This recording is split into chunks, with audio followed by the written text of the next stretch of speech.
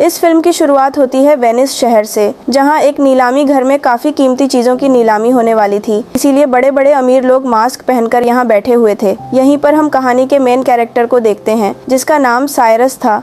वो काफ़ी स्मार्ट था और एक बार फिर यहाँ अपने साथियों के साथ चोरी का प्लान कर चुका था। यहाँ हमें साइरस की टीम के बारे में बताया जाता है, जिनमें सबसे टॉप पर वो खुद था। फिर थी पायलट लड़की, एक था मैग्नस, जो हर तरह के मुश्किल लॉक्स को भी आसानी से तोड़ सकता था। लड़की हैकर थी और लड़का था इंजीनियर। एक बड़ी उम्र का आदमी भी होता है, जो इनकी चोरियों में मदद करता था। इस वक्त वो साइरस के साथ नीलामी घर में ही आया हुआ था। यहाँ हर जगह पर कैमरा भी लगाए हुए थे, जिन पर पुलिस की नज़र थी, और सबसे सीनियर ऑफिसर का नाम एबी होता है। काफ़ी वक्त पहले वो साइरस से मिली थी, इनकी दोस्ती हो गई थी। पर जब एबी को पता चला कि वो कितना बड़ा चोर है, एक मिशन पर इसने साइरस को पकड़ने का प्लान बनाया। लेकिन वो क्योंकि काफ़ी चालाक था, इसलिए भाग गया था। लेकिन इस बार एबी अपनी टीम के साथ पूरी तरह से तैयार थी कि जैसे साइरस चोरी करेगा, ये उसे रंगे हाथों पकड़ लेगी। और अब नीलामी शुरू हो जाती है। सबसे पहले एक काफ़ी महंगी पेंटिंग को लाया गया, जिसकी एक के बाद एक बोले लगने लगती है। लेकिन आखिर में वो 2 करोड़ की बिक जाती है। मगर ये चोर साइरस और उसके साथी जो पहले इस ताड़ में बैठे हुए थे, ये उस पेंटिंग को कस्टमर तक पहुंचने से पहले ही चोरी कर लेते हैं और उसे ब्लैक मार्केट में उसी दाम 2 करोड़ में बेच भी देते हैं। जिसके बाद बारी आती है सबसे ख़ास किस्म की चीज़ की, जिसका नाम NFT था। और क्योंकि इसको बनाने वाला क्रिएटर अपनी पहचान बताना नहीं चाहता था, इसलिए उसने चेहरे पर मास्क लगाया हुआ था। अब इस क्रिएशन NFT में तकरीबन 200 कैमरा लगे हुए थे, जो वीडियो रिकॉर्ड करके बहुत अच्छी वीडियो एडिट करके देती थी। अब इसकी नीलामी शुरू हुई 1.5 से 2 से 2.5 करोड़ हुई ही थी कि तभी यहाँ हैकर अपना काम करती है। वो एक बटन दबाकर लिफ्ट कहती है। ऐसा होते ही वहाँ की सारी लाइट्स बंद हो गई, धमाके होने लगी तो हर तरफ अफरा तफरी मच जाती है। अब जहाँ अमीर लोग भागने का सोच रहे थे, तो यहाँ साइरस अपना काम करता है। जो 2.5 करोड़ की बोली लगी थी, वो खुद साइरस ने लगाई थी। इसलिए वो अब NFT की क्रिएटर के पास आया, कहता है कि आप मेरे ठिकाने पर ही आ जाओ, NFT भी वहीं ले ली जाएगी और पैसे भी हम वहीं दे देंगे। अब ये सारी चीज़ें ऊपर बैठी एबी देख रही थी, पर साइरस और उसकी टीम जो यहाँ से भाग रही थी, उनके पीछे पीछे एबी और उसकी टीम पड़ जाती है। वो ख़ास किस्म की कश्ती स्पीड बोट में बैठ जाते हैं। पुलिस को चकमा देकर समंदर के बीच में आ गई। इन्होंने बैरियर्स खड़े कर दिए, जिससे पुलिस पीछे अटक गई और ये लोग यहाँ से आगे निकल जाते हैं। ये लोग अपने ठिकाने और शिप में पहुँचे, जहाँ ये NFT की लेन देन के बाद वो पार्टी करते हैं।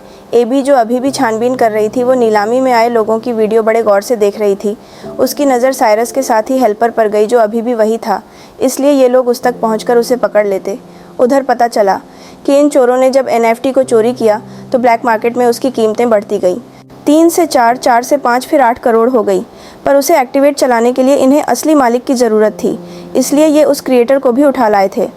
साइरस उससे बात करता है, कहने लगा कि तुम्हारा NFT मार्केट में जहां 2.5-3 करोड़ का बिकना था, वो अब चोरी होने की वजह से ब्लैक मार्केट में 8 करोड़ का बिकेगा।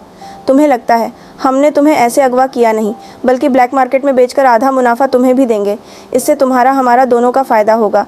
तो टेंशन ना लो, जम की पार्टी करो। साइरस की टीम का हेल्पर एबी के सामने बैठा हुआ था और सभी सवालों के उल्टे सीधे जवाब दे रहा था। एबी कहती है कि मैं तुम्हें जेल में डाल दूंगी और सबके सामने तुम्हारी सच्चाई ले आऊँगी। बेहतर होगा कि तुम अपनी टीम के बारे में हमें सब कुछ बता दो। तब हेल्पर कहता है कि मेरी टीम इस वक्त लंदन में है, अगर उन्हें पकड़ना है तो मेरे साथ वहाँ जाना होगा। इसलिए अब अभी अपने साथियों के साथ लंदन के पुलिस डिपार्टमेंट में जाती है। यहाँ उसकी मुलाकात एक और ऑफिसर से हुई, जो उसे बताता है कि मुझे खुफिया तरीके से पता चला है कि सबसे बड़ा माफिया, जिसका नाम लार्स है, उसने हाल ही में मार्केट के शेयर्स के साथ हेरा फेरी की है, जिससे कीमतें ऊपर नीचे होने की वजह से उसे बहुत मुनाफा हुआ है। मगर इस मुनाफे की वजह मार्केट या चीज़ों की कीमतों की उलट पुलट नहीं, बल्कि डैम का पानी पूरे शहर में फैला दिया, जिससे वहाँ बाढ़ आ गई, घर डूब गए, लोगों की जानें चली गई। तो इस वजह से मार्केट के साथ ये सब हो पाया। और अब लार्स बिल्कुल ऐसा ही एक दूसरे शहर के साथ भी करने वाला है, जिसमें लार्स के साथ साथ एक और काफ़ी बड़ी माफिया भी शामिल है। और ये काम वो दोनों अगले 2 महीने में अंजाम दे देंगे। लार्स उस माफिया को पहले पेमेंट करेगा। वो पैसे नहीं सोना होगा, वो भी 1-2 किलो नहीं, बल्कि पूरे 10 टन। और अब उनकी इस डील को तोड़ने और पेमेंट रुकवाने के लिए मुझे तुम्हारी ज़रूरत है।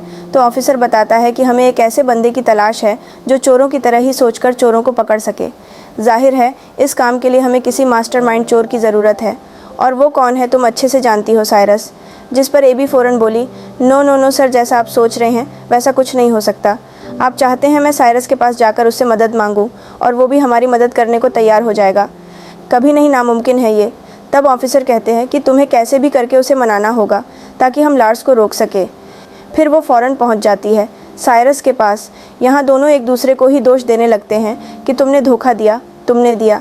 पर आखिर में बात ख़त्म करके साइरस उसकी आने की वजह पूछता है, जिस पर एबी कहती है कि तुम्हें मेरे लिए एक चोरी करनी होगी, और उसे वो सारी बातें बता देती है जो एबी को ऑफिसर ने बताई। फिर कहती है कि तुम्हें वो सारा सोना चोरी करना होगा, जिसके बाद साइरस ये सारी बात अपने साथियों को भी बताता है। उसके साथी चौंक तो गई, पर साइरस कहता है कि समझ सकता हूँ कि यह काम मुश्किल है, लेकिन करना बेहद ज़रूरी है, क्योंकि अगर वो लोग अपने प्लान में कामयाब रहे तो पूरा शहर बाढ़ में जाने की वजह से बर्बाद हो जाएगा। मासूम लोग मर जाएंगे। और अब बारी बारी सारे लोग पता लगवाने की कोशिश करने लगते हैं कि आखिर लार्स और वो माफिया ये प्लान अंजाम कैसे देंगे। पता चला कि वो सारा सोना सबसे पहले लार्स के अड्डे से निकलेगा, फिर ट्रक्स के ज़रिए वहाँ से ले जाया जाएगा, जिसके बाद वो प्लेन के ज़रिए उसकी मंजिल तक भेजा जाएगा। इसलिए अब यहाँ साइरस और उसकी टीम अपने अपने कामों में लग जाती है कि वो कैसे अपना मिशन अंजाम देंगे। यहाँ सबसे पहले हैकर बताती है कि अगर हम बिल्कुल वैसे ही दिखने वाला प्लेन बना लें तो चोरी करना आसान हो जाएगा। पर सवाल ये था कि वैसा प्लेन आएगा कहाँ से। इस पर साइरस कहता है कि मैं नीलामी घर में एक अमीर लड़के से मिला था जो प्लेन्स के लेन देन का काम करता है। उसके पास एक ऐसा प्लेन है जो थोड़ा बहुत उससे मिलता जुलता है, जिसे हम खुद तब्दील करके वैसा बना सकते हैं, तो हो सकता है वो ही हमें उस प्लेन को दे दे। इसलिए अब ये सारे लोग उस प्लेन डीलर के पास पहुंच जाते हैं जो इन्हें वही आलीशान प्लेन दिखाता है। ये काफ़ी खूबसूरत भी था, लेकिन इसे उड़ाना मना था क्योंकि इसमें कई सारे एलईडी ग्लास लगे हुए थे, साथ ही बहुत ज़्यादा शोर भी था। इसलिए डीलर अपना प्लेन देने से मना कर देता है, लेकिन एबी उसे यह बता देती है कि मैं पुलिस वाली हूँ, इस तरह के प्लेन्स रखना वैसे भी कानूनी है, और अगर तुमने ये हमें ना दिया तो जेल की हवा खाओगे। जिस पर आखिर वो मान ही जाता है। अब प्लेन तो मिल गया था, तो अगला सबसे बड़ा मसला ये था कि रडार पर हेरा फेरे कैसे किया जाए, जिसके लिए इन्हें बनाना होगा PSI, जो इस तरह के सिग्नल्स बनाएगा जिससे हालांकि हवा में 2 ही प्लेन्स उड़ रहे होंगे, मगर वो सिग्नल सिर्फ एक ही प्लेन दिखाएगा। लेकिन यहाँ एक छोटा सा मसला था, मतलब जब इन दोनों प्लेन्स को एक दूसरे के ऊपर नीचे करेंगे तो कुछ वक्त के लिए रडार पर ये दोनों ही प्लेन्स नज़र आएंगे, जो हेडक्वार्टर में बैठे हुए लोग देख लेंगे। इसीलिए इन्हें वहाँ अपने किसी खास आदमी को बिठाना था। जिस पर एबी कहती है कि एयरपोर्ट पर मैं एक ऑफिसर को जानती हूँ जो मेरा दोस्त है, वो हेडक्वार्टर में ही बैठा होता है, तो हमारा काम वो कर देगा। इसलिए ये अब उस ऑफिसर से जा मिले जो व्हील चेयर पर था। इन्होंने अपनी बात रखी, जिसके लिए वो साफ साफ मना कर देता है कि सॉरी, मैं ये काम नहीं करूँगा। पर तभी साइरस कहता है कि मैं इस काम के बदले तुम्हें 10 लाख दूंगा, जिसके लिए वो ऑफिसर मान गया।